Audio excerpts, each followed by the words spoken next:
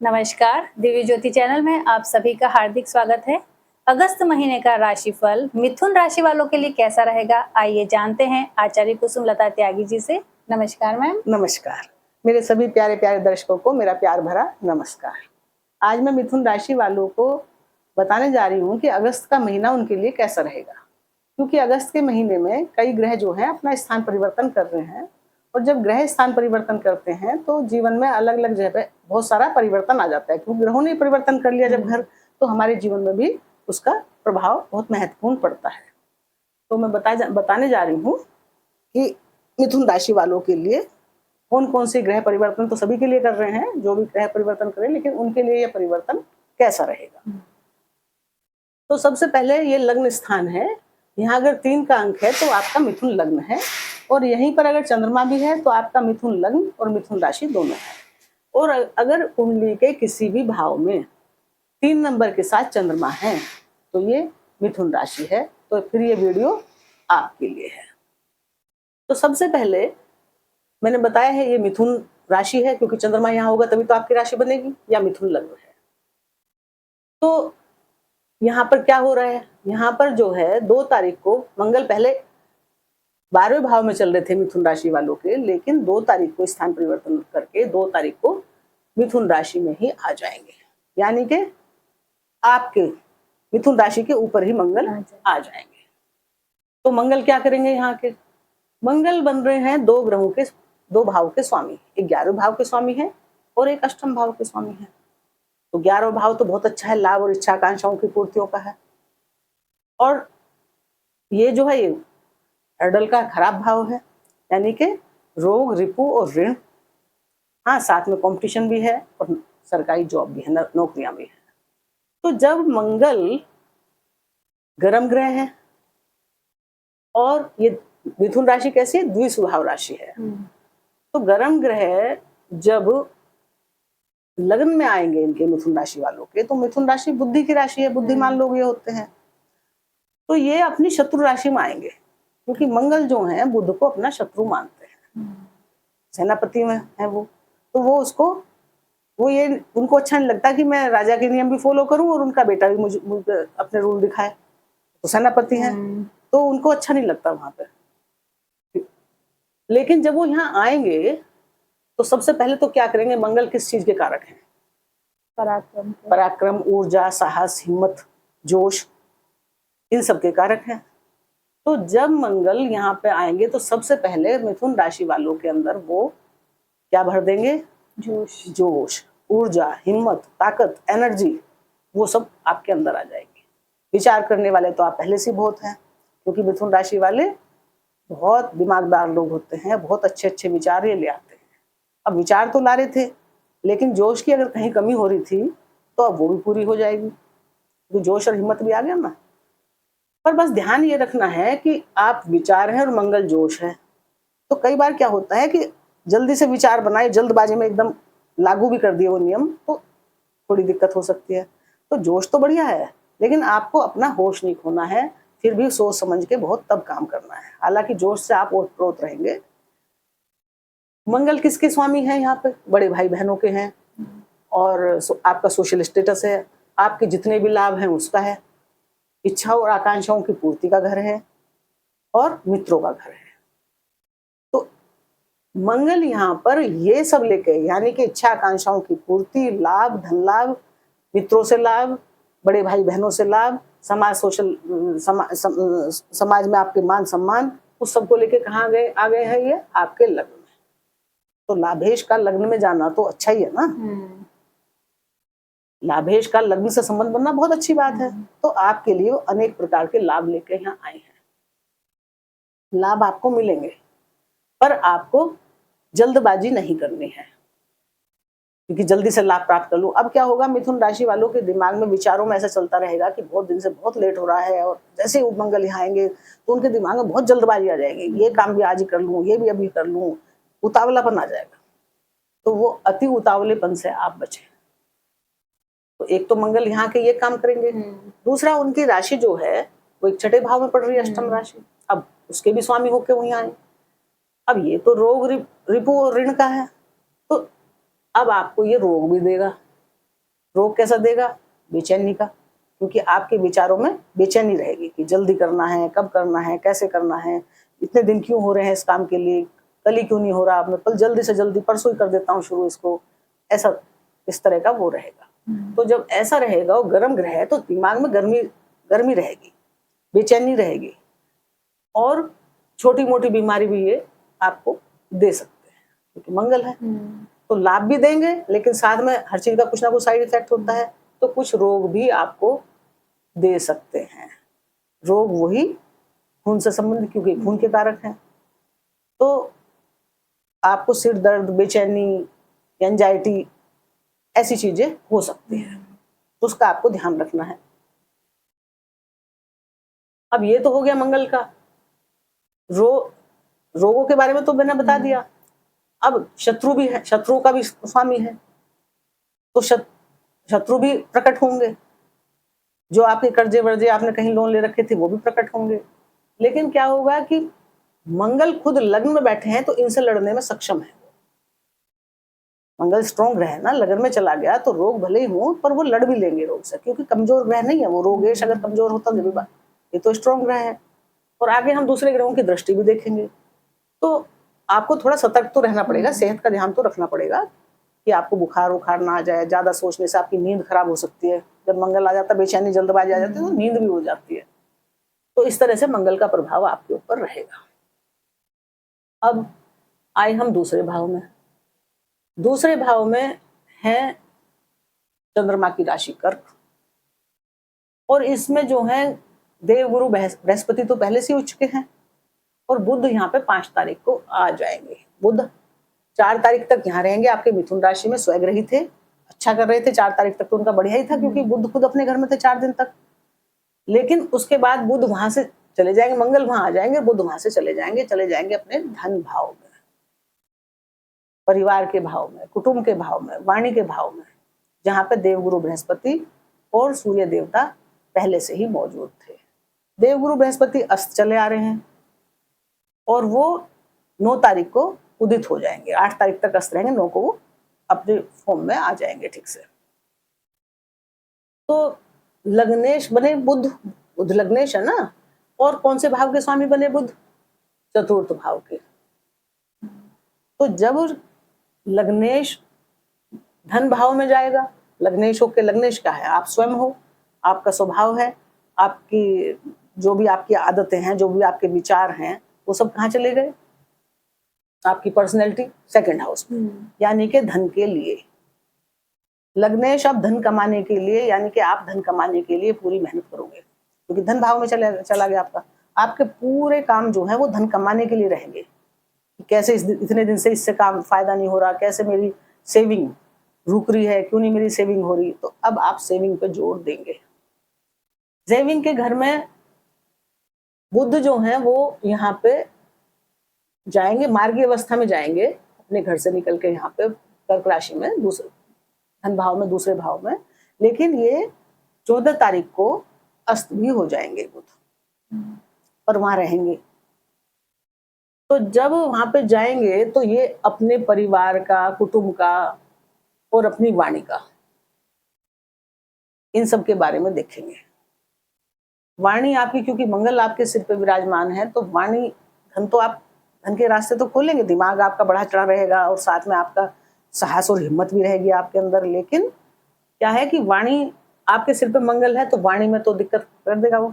थोड़ी सी आपकी वाणी जो है वो कठोर हो सकती है, तो आपको अपनी वाणी पे थोड़ा ध्यान रखना पड़ेगा। हालांकि बुध बहुत समझदार हैं, वाणी के वो समझदार होते हैं, बहुत अच्छे से बोलते हैं वो, और गुरु भी वहां हैं, और सूर्य भी हैं। लेकिन जब तक सूर्य है, 16 तारीख तक सूर्य रहेंगे, और 17 तारीख को सूर्य स्थान परिवर्तन करके अपनी राशि में आ जाएंगे। 16 तारीख तक सूर्य कहाँ रहेंगे? कर्क राशि में, देवगुरु बृहस्पति के साथ और बुध के साथ। बुध जो कि 5 तारीख को यहाँ आ जाएंगे, तो 3 ग्रह रहेंगे धन भाव में।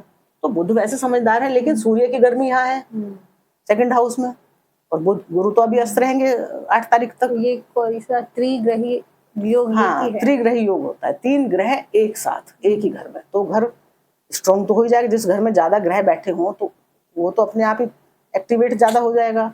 या जिस घर को ज्यादा ग्रह देख रहे हो तो वो घर एक्टिवेट हो जाता है, उस पर ज्यादा ध्यान जाता है।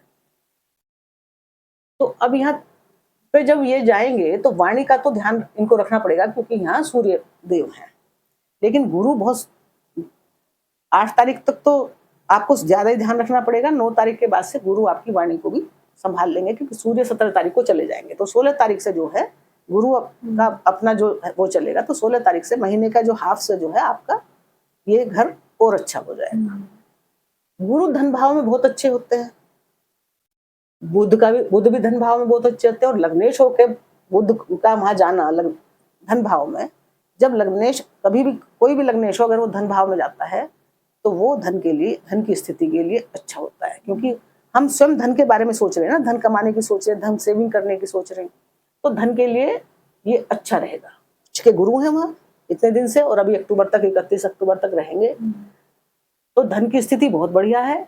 और सूर्य भी अच्छे हैं, पराक्रम के स्वामी होके वहां पे हैं, तो सूर्य भी धन भाव में कोई खराब नहीं कर रहे हैं। वहां पे भी वो आपके धन कमाने के सोर्सेज ही खोल रहे हैं। तो जब अब गुरु यहाँ पर हैं तो गुरु की होती है 3 दृष्टियां, बुध की तो होती है 1 ही दृष्टि। बुध तो कहाँ देखेंगे? आपके सप्तम दृष्टि से अष्टम भाव को। सूर्य भी आपके सप्तम दृष्टि से अष्टम भाव को देखेंगे और गुरु भी आपके सप्तम दृष्टि से अष्टम भाव को देखेंगे। यानी कि अष्टम भाव भी आपका एक्टिवेट हो रखा है। 3 ग्रह अष्टम भाव पे दृष्टि डालेंगे। तो बुध डालेंगे दृष्टि अष्टम भाव पे, मकर राशि है, बुध के मित्र की राशि है, शनि की राशि है ये मकर राशि।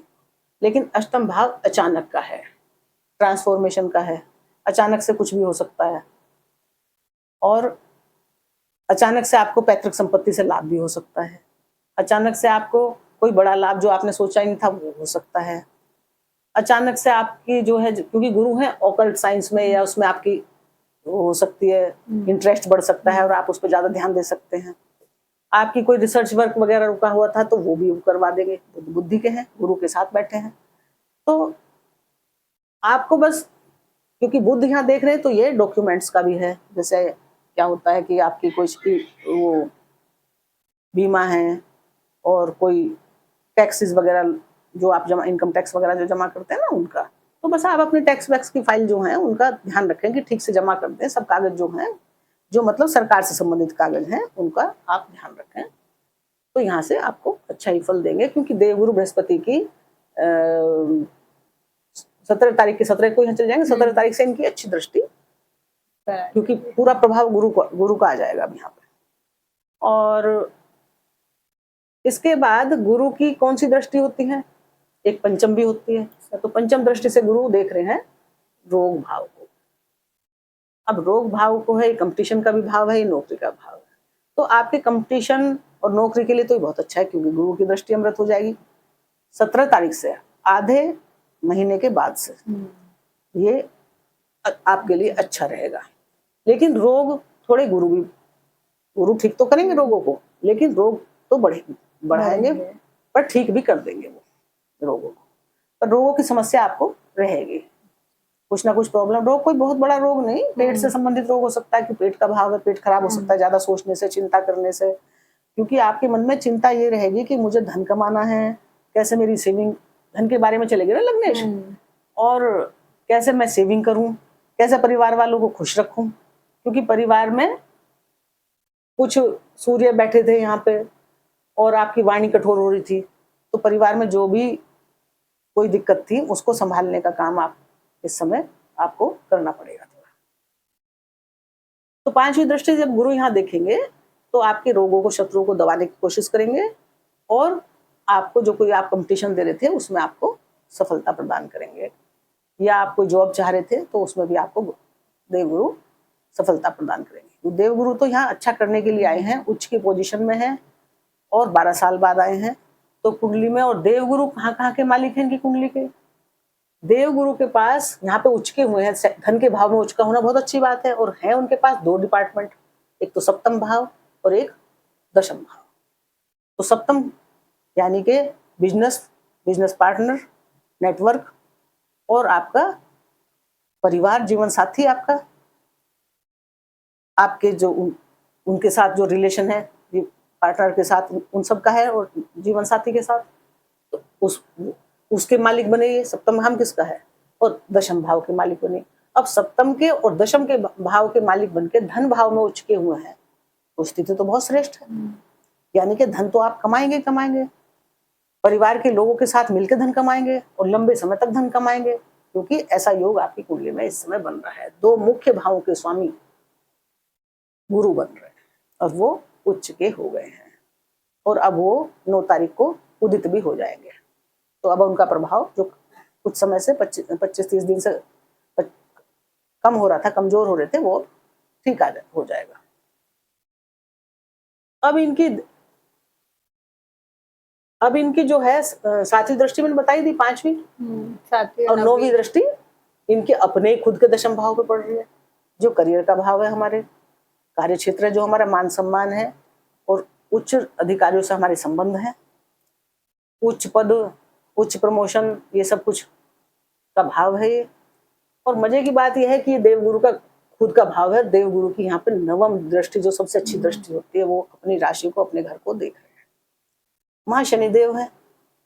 शनिदेव जो है वो मीन राशि में है, रेवती नक्षत्र में चल रहे हैं, जो उनके मित्र बुध का बहुत अच्छा नक्षत्र है, शुभता का नक्षत्र है, सुख समृद्धि का नक्षत्र है, एंजॉयमेंट का नक्षत्र है। तो शनि इस कुछ खराब कर ही नहीं रहे हैं। गुरु की दृष्टि है कर्म भाव पर, और शनि भी अच्छा ही कर रहे हैं, और आखिरी राशि में बैठे हैं वो, आखिरी नक्षत्र में बैठे हैं वो, तो वो तो अपना काम खत्म करेंगे यहाँ पे। 3 जून तक अपना काम खत्म करके वो यहाँ चले जाएंगे मेष राशि में, अपनी फाइल क्लोज कर देंगे। जो भी कुछ लेना देना करना है उसको करके, जो भी आपको उनको पुरस्कार देना है या दंड देना है वो देके वो निकल लेंगे। अब हम देवगुरु का तो हो गया, बुध का हमने बताई दी सप्तम दृष्टि, सूर्य की बताई दी। अब सूर्य जो है 17 तारीख को यहाँ आ जाएंगे 3rd हाउस में, अपने घर में। मिथुन लग्न वालों के लिए सूर्य बहुत अच्छा ग्रह होता है। एक तो पराक्रम का स्वामी, ऊपर से मिथुन लग्न क्या है, बुध का लग्न है। बुध और सूर्य परस्पर, बुध सूर्य को अपना परम मित्र मानते हैं, सूर्य तो सब मानते हैं, लेकिन बुध बहुत उनके साथ बैठ के उनको अपना परम मित्र मानते हैं। बुध की एनर्जी बढ़ती है वहां जाके। तो बुध के घर में, कालपुरुष की दृष्टि से बुध का घर है ना, और सूर्य तो बुध और सूर्य तो परम मित्र हैं, लेकिन बुध और मंगल मित्र नहीं है। और इसमें भी फर्क है बात में। बुध सूर्य को परम मित्र मानते हैं, सूर्य बुध को परम मित्र नहीं मानते हैं। वो ठीक ठीक मानते हैं, सब मानते हैं, ना शत्रु मानते हैं ना बहुत बहुत बड़ा मित्र मानते हैं। मतलब जैसे नॉर्मल मित्र होते हैं, मित्रों की भी तो कई कैटेगरी होती है ना, उसमें मानते हैं वो। तो अब सूर्य जब यहाँ बने पराक्रम के स्वामी, तो पराक्रम कौन देता है, मिथुन राशि वालों को सूर्य देंगे। पराक्रम के स्वामी पराक्रम के घर में, यानी कि इस समय आपका पराक्रम तो बढ़ा चढ़ा रहेगा।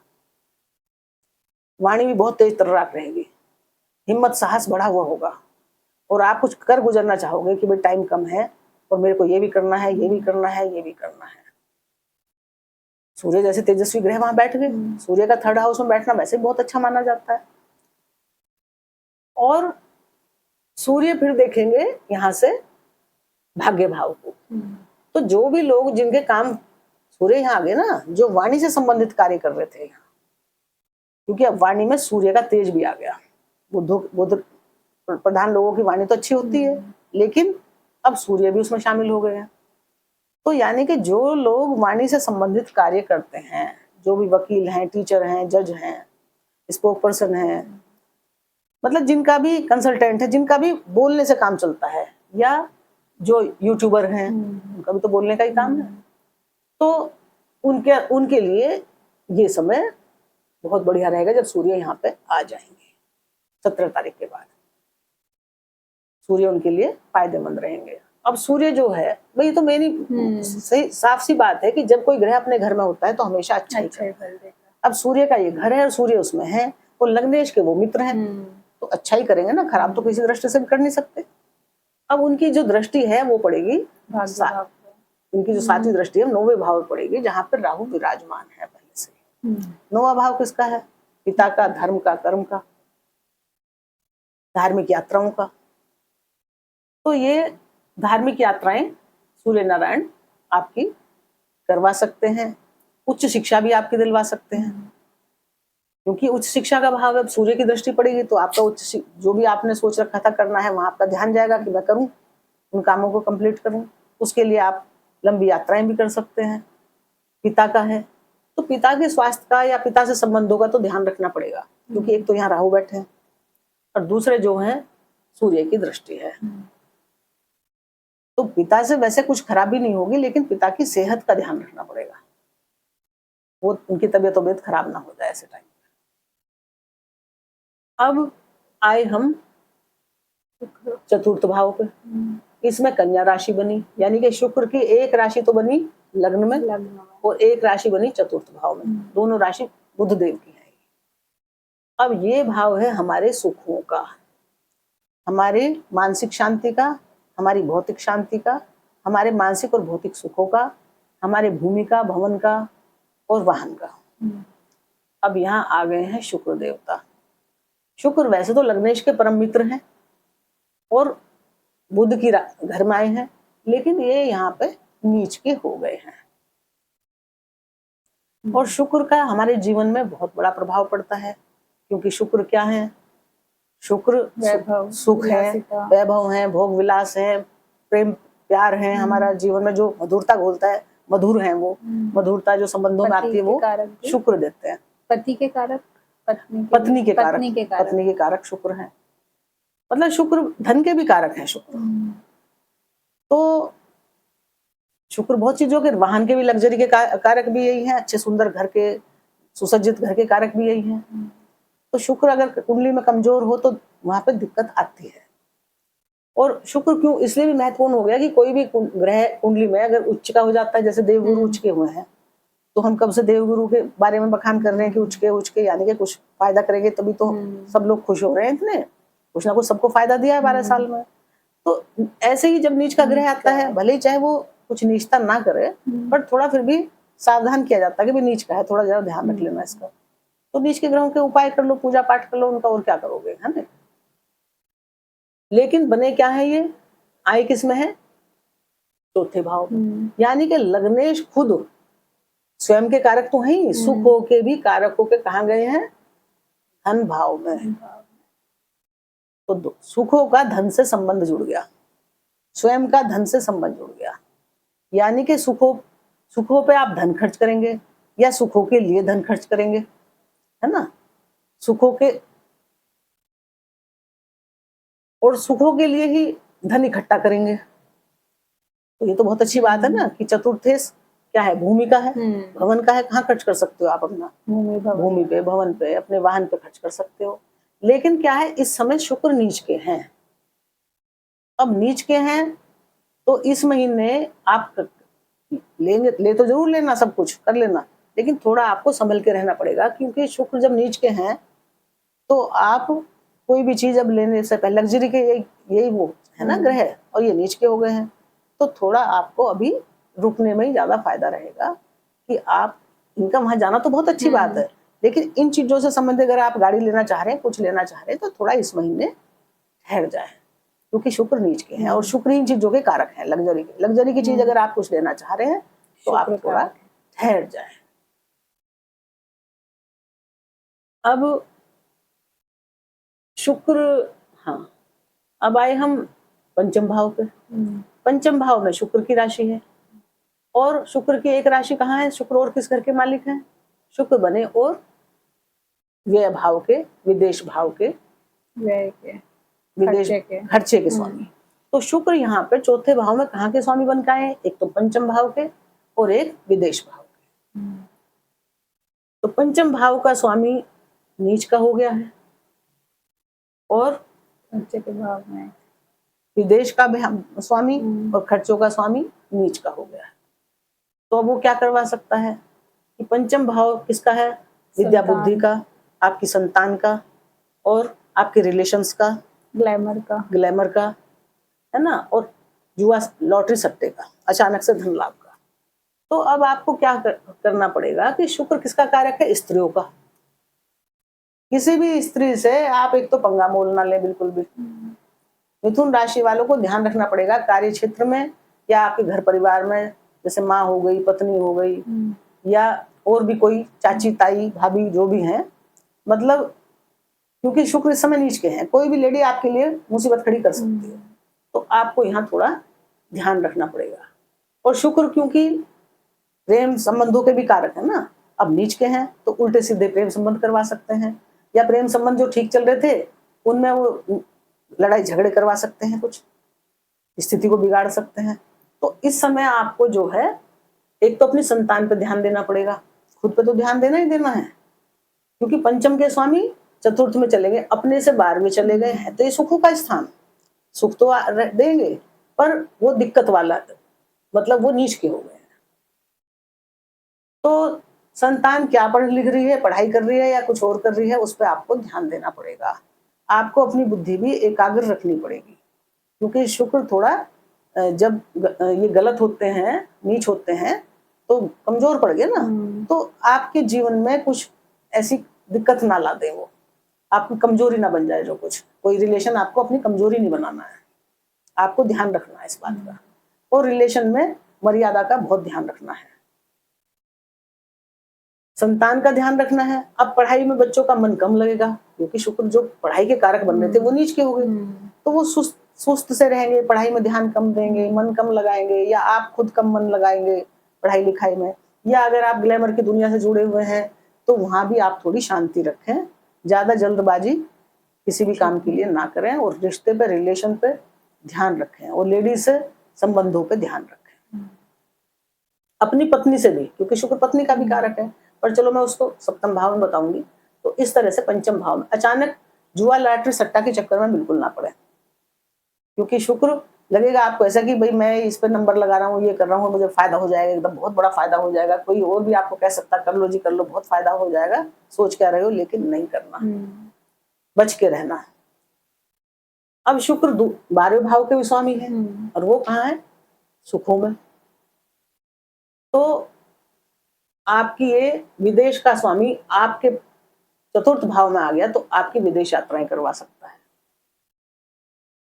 आपके खर्चे बढ़वा सकता है, किस पे, सुखों पे, ग्लैमर पे, देख दिखावे पे, क्योंकि शुक्र क्या है, दिखावा भी है, अपनी लग्जरी दिखाना, उनको पसंद है कि मेरे पास ये गाड़ी है, ये फोन है, ऐसे में ब्रांडेड कपड़े पहनता हूँ, ऐसे जूते पहनता हूँ। शुक्र क्या है, दिखाता भी है, अपने शो करना, उसको सुंदरता दिखानी होती है ना, सुंदर है, उसको अपना बन ठन के रहना, सुंदर रहना और दिखाना लोगों को, उसको बहुत पसंद होता है। तो आप ऐसी चीजों पे खर्च कर सकते हैं, लेकिन आपको यहाँ ध्यान रखना होगा, क्योंकि फालतू की यात्रा नहीं करनी है, क्योंकि शुक्र नीच के हैं, जो आपके 12वें भाव के भी स्वामी बने पड़े हैं, वो खर्चे तो करवा देंगे, यात्रा करने के लिए उकसाएंगे भी खूब, लेकिन आपको अभी 1 महीना, अब कोई बहुत जरूरी यात्रा है तो आपको करनी पड़ेगी, वो तो मजबूरी की बात होगी, लेकिन ऐसे ही सैर सपाटे के लिए, घूमने के लिए पैसे खर्च करने जा रहे हो, तो थोड़ा शुक्र कह रहे हैं कि संभल जाओ इस महीने।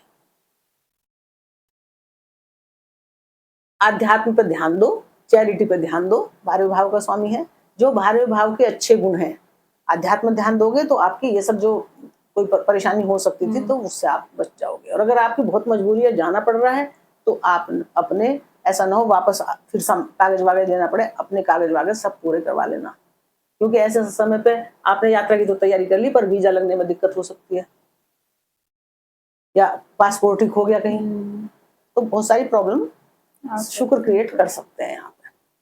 अब ये हो गया 12वें भाव का स्वामी, आप चैरिटी वगैरह करेंगे और भगवान आध्यात्म में विश्वास करेंगे और ध्यान पूजा करेंगे, योगा साधना करेंगे, तो आपके लिए अच्छा रहेगा। वैसे भी आपके लिए जिम वगैरह करना, वॉक, रनिंग करना इस समय ठीक रहेगा, ताकि आप अपनी ऊर्जा को दूसरी जगह निकाल सकें। नहीं तो अगर आप आराम से लेटे रहेंगे और सिर्फ सोचते रहेंगे, तो विचारों में और ऊर्जा में बहुत द्वंद्व हो जाएगा, तो आपकी एंजाइटी बढ़ जाएगी।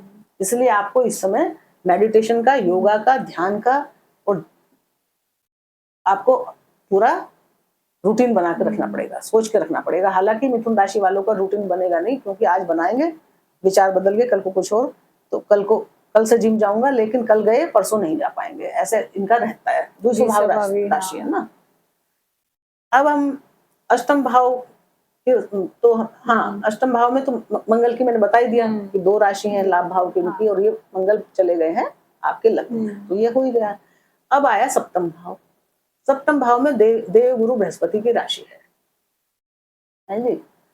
और ये चले गए हैं देवगुरु दूसरे धन भाव के। में उच्च की स्थिति में है। लेकिन क्या है कि मंगल की सीधी 7वीं दृष्टि है यहाँ पर, और शुक्र हो रहे हैं नीच, क्योंकि सप्तम भाव का कारक कौन होता है? शुक्र। जब लड़कों की शादी ब्याह करते हैं तो लड़कों की कुंडली में शुक्र को पहले देखा जाता है, लड़कियों की कुंडली में तो गुरु को देखा जाता है, और लड़कों की कुंडली में शुक्र विवाह के कारक होते हैं, पत्नी सुख के कारक शुक्र होते हैं। अगर वो शुक्र गड़बड़ स्थिति में है तो परिवार में भी वो दाम्पत्य जीवन में भी दिक्कत कर देते हैं। अब एक तो शुक्र नीच के, ऊपर से मंगल की सीधी दृष्टि। तो आप वैसे तो ये उच्च के चले गए हैं, मतलब सुख साधन दाम्पत्य जीवन में, बिजनेस में आपको सुख साधन देंगे, पर ये देंगे जब ये 9 तारीख को उदित हो जाएंगे, उदित भी हो जाएंगे अस्थिनाम तक, तो ये ठीक देना शुरू करेंगे अपना प्रभाव। आपको 9-10 दिन 12 दिन आपको, 12 तारीख को ग्रहण भी तो है ना, 12 तारीख को यहाँ पे सूर्य ग्रहण पड़ रहा है कर्क राशि में, और 28 तारीख को कुंभ राशि में चंद्र ग्रहण पड़ रहा है। तो एक महीने में 2-2 ग्रहण भी आ रहे हैं। अब ग्रहण तो पूरे विश्व पर प्रभाव डालते हैं, तो कुंडली पे भी थोड़ा बहुत ही प्रभाव डालते हैं ग्रहण। तो 9 तारीख को तो ये उदित होंगे और 12 तारीख को ग्रहण पड़ गया, तो गुरु इतना काम करने में इन्हीं की राशि में पड़ा, कर्क राशि में ही है ना गुरु और सूर्य इस समय। तो थोड़ा आपको अपने रिश्तों को संभालना पड़ेगा, अपने बिजनेस पार्टनर से भी, बिजनेस में भी, वहां पे भी आपको ध्यान रखना पड़ेगा कि मंगल की गर्मी की वजह से, क्रोध की वजह से, डोमिनेटिंग पावर की वजह से आपको कहीं रिश्तों में दिक्कत ना हो जाए। इस समय आपको अपने रिश्ते जरूर संभालने पड़ेंगे, अपनी पत्नी के स्वास्थ्य का भी ध्यान रखना पड़ेगा, अपने जीवन साथी के, और रिश्तों को संभालना पड़ेगा। उसके बाद गुरु का घर है तो गुरु अपना रिश्ता संभाल लेंगे, दिक्कत नहीं आने देंगे, लेकिन थोड़े दिन आपको बहुत समझदारी से काम लेना पड़ेगा। ये ध्यान हर समय रखना पड़ेगा कि भाई जो आपके अंदर आवेग है ना, इस समय सिर पे मंगल बैठे हैं, और शनि की भी, हाँ शनि क्योंकि दशम भाव में, इनकी दशम दृष्टि कहाँ है? वो भी यहीं पर है। तो सप्तम भाव पे शनि की भी दृष्टि है और मंगल की भी दृष्टि है, और शुक्र हो गए नीच, तो 2 क्रूर पापी ग्रहों की दृष्टि हो गई। तो सप्तम भाव को आपको, वैसे तो ये बिजनेस में तो फायदा करेंगे, लेकिन संबंधों में दिक्कत ला सकते हैं। वो भी किस वजह से? गुस्से की वजह से। गुस्से में, जल्दबाजी में कुछ भी बोल के निकल लिया आप, तो ये तो मंगल तो क्या है? जल्दबाजी है, और वाणी पे कंट्रोल नहीं है। और शनि क्या है? वो शुष्क और रूढ़ ग्रह हैं। अब मान लिया इनकी तो जल्दबाजी में, गुस्से में आपने कुछ बोल दिया, और वहां आप उदासीन ग्रह है शनि, आपने मतलब उदासीनता भी बढ़ती, और मतलब रूखापन बढ़ता जीवन साथी के साथ, कड़वे बोल दिया फिर रूखापन भी, तो दोनों ही बात आ गई ना। तो जीवन साथी को तो दिक्कत हो सकती है ना, और जब उसको दिक्कत होगी तो फिर बाद में तो आपको ही दिक्कत होगी ना। मान लिया उसकी तबीयत खराब होगी, कुछ होगी, तो डॉक्टर के पास तो आप ही लिए फिरोगे ना। तो वहां आपको ध्यान रखना है, बस इतनी थोड़ी सी बात है, बाकी फिर गुरु संभाल देंगे, उनका घर है तो कोई टेंशन की बात नहीं है। अब आए हम अष्टम भाव के बारे में, मैंने बता दिया था कि अष्टम भाव जो है वो शनि की राशि है, और यहाँ जो कुंभ राशि है भाग्य भाव में, ये भी शनि की राशि है, और शनि कहाँ है? दशम भाव में, कार्य क्षेत्र में। तो जो मिथुन राशि वाले हैं उनके लिए जो शनि बनते हैं वो भाग्येश बनते हैं, और अष्टमेश भी बनते हैं। तो अष्टमेश तो सबसे खराब माना जाता है, अष्टम भाव कुंडली का सबसे खराब भाव, और भाग्य भाव बहुत अच्छा भाव, भाग्य का भाव। तो एक खराब भाव के और एक त्रिकोण के शुभ भाव के स्वामी है शनि, और कहाँ बैठे हैं? कार्य क्षेत्र में, दशम भाव में, कार्य क्षेत्र में, जो आपको मान सम्मान और प्रतिष्ठा देने वाला है। तो शनि चल रहे हैं वक्री, 25 जुलाई से शनि हो गए वक्री। अब अगस्त में, सितंबर में, अक्टूबर में, ये तो 11 दिसंबर तक वक्री रहेंगे। अब ये वक्री ग्रह क्या कह रहे हैं कि यहाँ का भी ध्यान रखो और भाग्य का भी ध्यान रखो, कि यहाँ सब, इन सबको एक बार आप तैयार रहो। जो 138 दिन इन्होंने दिए हैं कि इसमें आप इन पर नजर डालो, मतलब फिर से इन भावों पे विचार करो कि कोई दिक्कत तो नहीं रहेगी। तो भाग्य भाव में है राहु, इन्हीं के एजेंट है, तो भाग्य तो बढ़ रहा है आपका, पहले से तो आपके भाग्य में ना आपको पे कोई 7.5 है ना ढैया है, लेकिन भाग्य की तो आपकी तरक्की हो रही है, क्योंकि भाग्येश का संबंध बन गया है कर्म से। धर्म और कर्म का संबंध बन गया है, और ये तो कुंडली का प्रमुख भाव है, पंचम और दशम, ये नवम और दशम। तो इतना अच्छा भाग्य बन रहा है आपका। तो शनि और ऊपर से रेवती नक्षत्र में, और रेवती नक्षत्र मैंने बताया बहुत बढ़िया है। उसके बाद ये उत्तरा भाद्रपद अपने नक्षत्र में जाएंगे। तो शनि क्योंकि इनके भाग्य के स्वामी है और कर्म में बैठे हैं, तो ये इस समय क्या कह रहे हैं कि कर्म तो आपको बहुत करना पड़ेगा, मेहनत। मिथुन लग्न वालों को मेहनत की बहुत जरूरत है, और करना पड़ेगा, और करना चाहिए भी। क्यों? और धैर्य बनाए रखें अपने जीवन में, जल्दबाजी ना करें, डिसिप्लिन में रहें, अनुशासन में रहें, और अपनी मर्यादाओं का पालन करें। कुछ भी गलत ना करें, कोई गलत रिलेशन ना बनाए।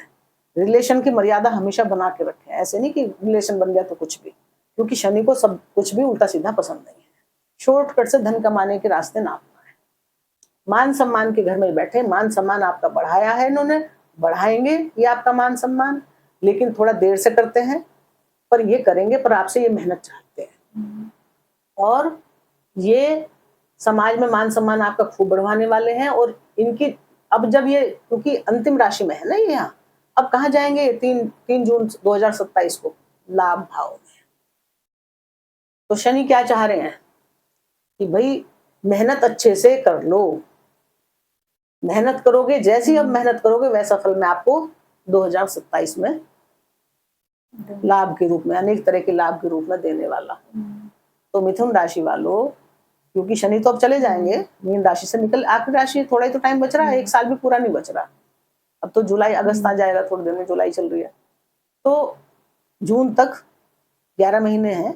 आप मेहनत कर ले, पूरी मेहनत कर ले, अच्छे से, ईमानदारी से, सच्चाई से, और अपने उत्तरदायित्व, चाहे वो आपके स्वयं के प्रति है, अपनी सेहत का ध्यान रखो, अपने परिवार के प्रति है, अपनी माता के प्रति है, क्योंकि यहाँ शुक्र नीच क्यों रखे इस समय, तो माता बीमार भी हो सकती है, और माता से कोई मनमुटाव भी हो सकता है। माता का ध्यान रखें, मतलब किसी स्त्री को नाराज ना करें, ध्यान रखें, और उनके लिए सम्मान पूर्वक शब्दों का इस्तेमाल करें, सम्मान रखें उनके लिए, स्त्रियों के लिए। अगर आपने उनका सम्मान नहीं किया तो इस महीने तो दिक्कत हो ही सकती है।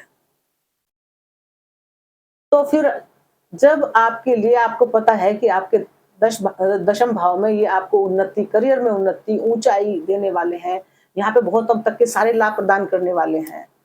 तो अगर अभी तक नहीं भी करे हैं तो भी करेंगे, ये तो आगे तो, क्योंकि 11वें भाव में जाने वाले हैं ना। तो जब 3 जून 2027 को यहाँ आ जाएंगे, तो आपने अब तक जितनी मेहनत की है, जितने कष्ट उठाए हैं, उस सब का फल आपको बहुत अच्छे पुरस्कार के रूप में मिलेगा। इसलिए कुंभ राशि, ये मिथुन राशि वालों, आपको क्या जरूरत है? गुस्से से बचने की, क्रोध से बचने की। अगर गुस्सा क्रोध करोगे तो अपनी भी सेहत खराब करोगे, अपने सिर का दर्द और बढ़ा लोगे।